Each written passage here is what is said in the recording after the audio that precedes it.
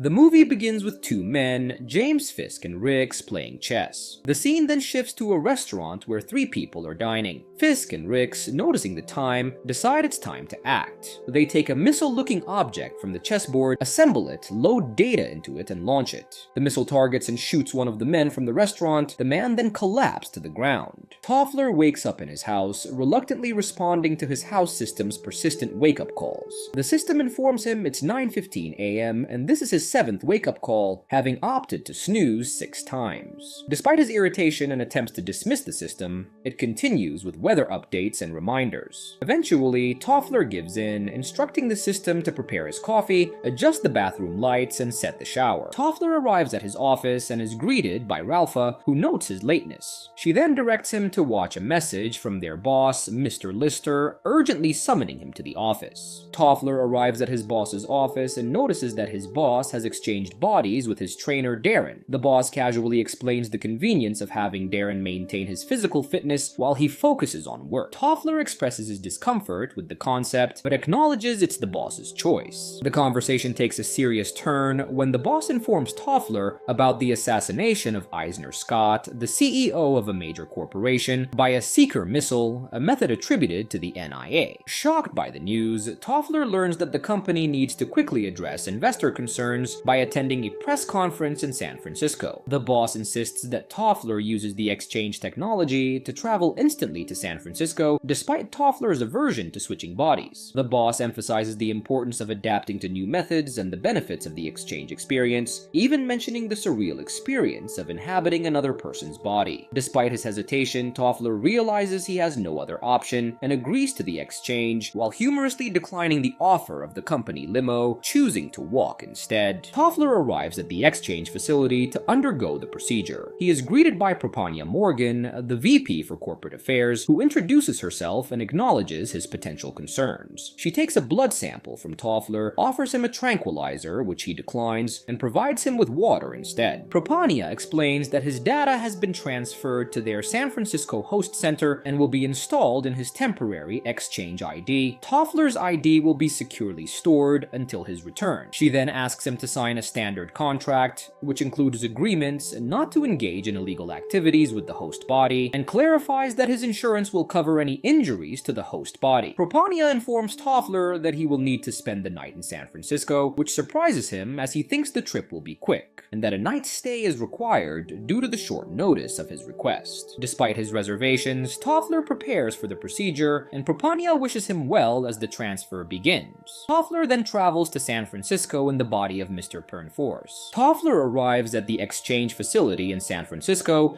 where he is greeted by Walt Simons, the Western Regional Manager. Walt assures him that mind travel is the safest form of travel and begins to guide Toffler through the acclimation process. He instructs Toffler to take 3 deep breaths, adjust to the host body's breathing pattern, and perform some physical movements to gain control over the host body. Walt then has Toffler repeat a phrase to adjust to the new voice timbre, ensuring him that despite the different voice, it is still him. Finally, Walt prepares Toffler for the moment of truth, encouraging him to look at himself in the mirror, a moment some clients find exhilarating. Toffler leaves the exchange facility and proceeds to the press conference at the head office. Upon arrival, he greets everyone and then approaches Eisner's son Quayle to offer his condolences. Quayle, shocked to see him, questions his presence. Toffler explains that due to the rush from New York, he had to use the exchange and is now in the body of Kinsey Gebhardt. Quayle acknowledges this and recalls that his father was a strong supporter of Toffler. They exchange a few words of sympathy, and Toffler expresses his sorrow for the loss. Quayle mentions that he remembers Toffler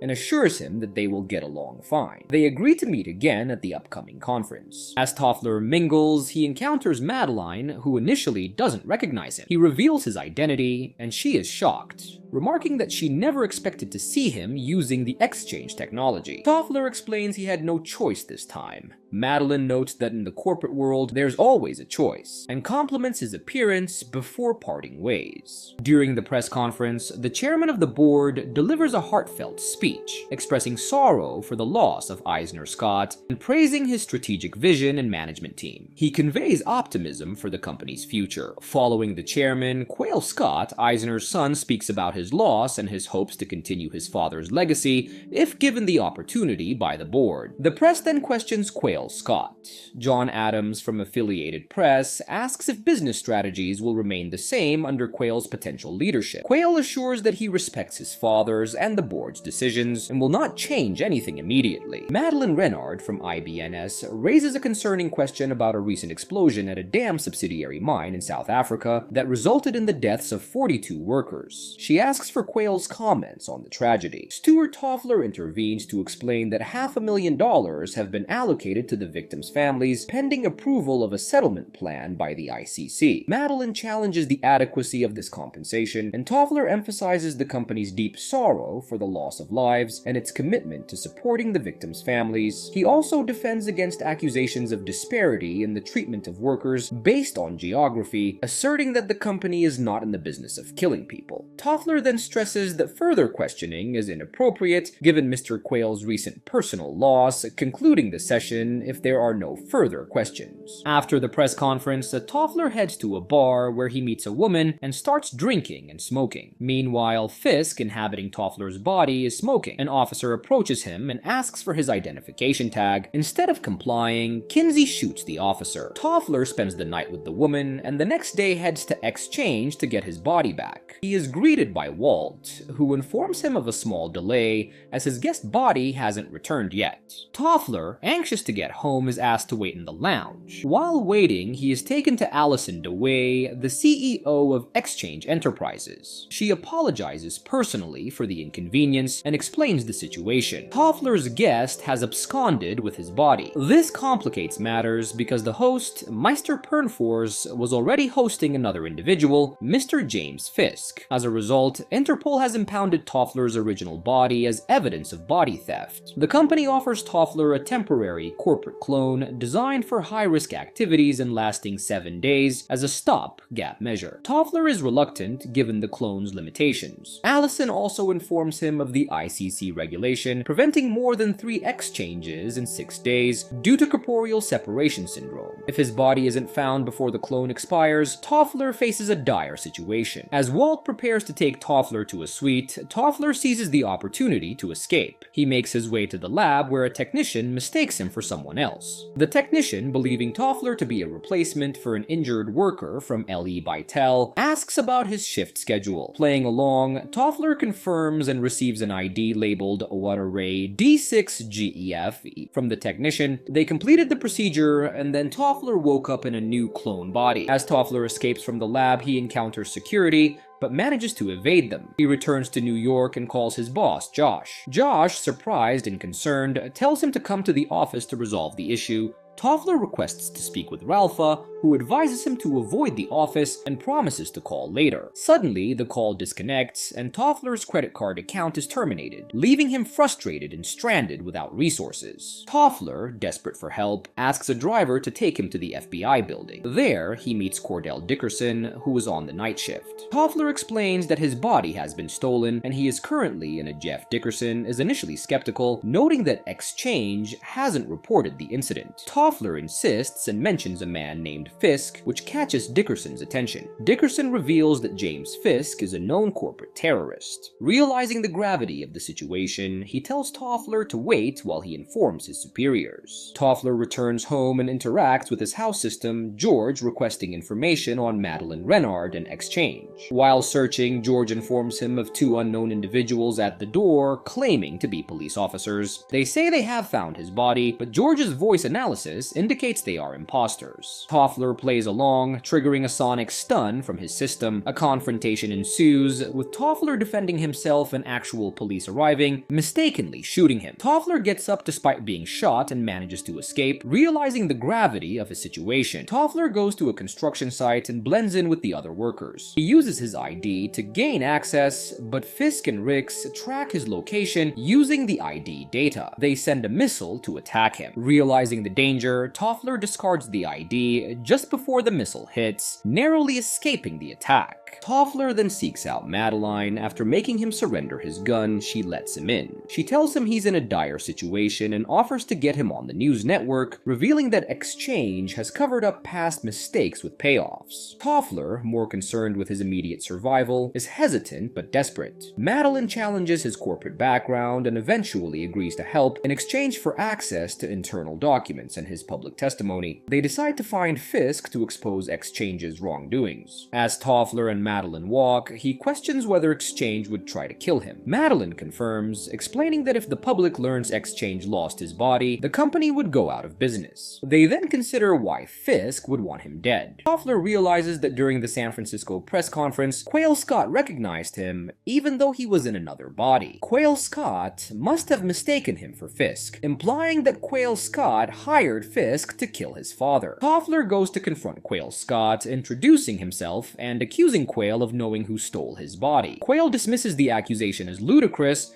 and threatens to call security, but Toffler counters by threatening to reveal Quail's involvement in his father's murder. Quail remains skeptical, but Toffler points out that Quail recognized him at the San Francisco press conference, mistaking him for Fisk. Realizing Toffler is serious, Quail listens as Toffler demands the location of Fisk. Suddenly, Fisk enters the office with a gun, creating a tense confrontation. Fisk suggests killing Toffler to cover up the body theft, but Toffler grabs Quail in a headlock, forcing Fisk to drop his gun. Quail orders Fisk to put the gun down, but Fisk resists, taunting Toffler. In the ensuing struggle, Toffler manages to disarm Fisk, but Fisk uses pepper spray on Toffler and escapes. As Toffler reels from the pepper spray, Madeline arrives and helps him recover. Together, they manage to escape the office. Madeline and Toffler go to see Feinerman, hoping to gain his help in solving Eisner Scott's murder. Toffler explains their belief that Quail Scott hired James Fisk to kill his father. Initially skeptical, Feinerman listens as Toffler recounts how Fisk, now in Toffler's body, attempted to kill him in Quail's office. Feinerman acknowledges Quail's deviousness, but finds it hard to believe he'd kill his father. Toffler presses on, asking if there might be a motive.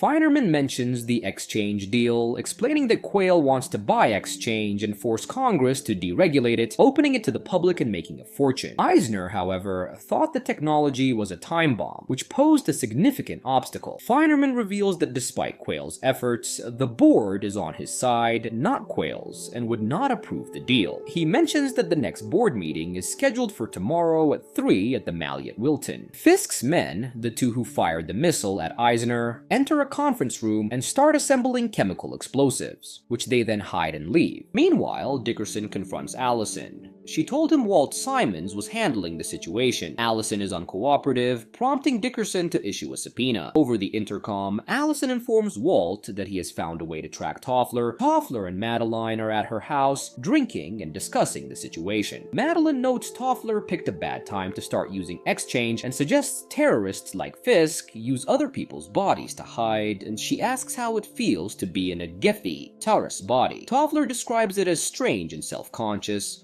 like wearing a new hat that isn't truly yours. They speculate that Quail might try to kill Feinerman, realizing more innocent lives could be at stake if Fisk isn't stopped. Madeline is surprised by Toffler's humanity, leading to an intimate moment where they kiss and make love. Dickerson called Madeline and informed her that a tip with her address was posted on the police website, likely by Xchange, urging her to leave immediately. Madeline thanked him and mentioned the damn board meeting the next day where they suspect Fisk will attempt to kill Ross Feinerman and possibly others. Dickerson suggested she come in for safety, but Madeline knew they needed to act quickly. After hanging up the phone, Madeline and Toffler realized they couldn't simply shield the tracking device embedded in Toffler's hand. They understood they had to remove it to avoid being tracked. Toffler and Madeline leave quickly, aware of their peril. They contact Gloria, with whom Toffler had a past with, and decide to stay at her place overnight. The next morning, they head to the board meeting and spot Toffler's body. As they attempt to leave, they are ambushed by Rix and kidnapped. In captivity, Fisk taunts Toffler, revealing that he has a bomb assembled in the conference room. He mocks Toffler's helplessness, highlighting the difference in power and control between them. Fisk expresses his disdain for the corporate elite, explaining that his actions are driven by a desire to empower himself by killing corporations. Fisk's henchman, Rix, asks if they can kill Toffler and Madeline, but Fisk insists they wait for the right moment.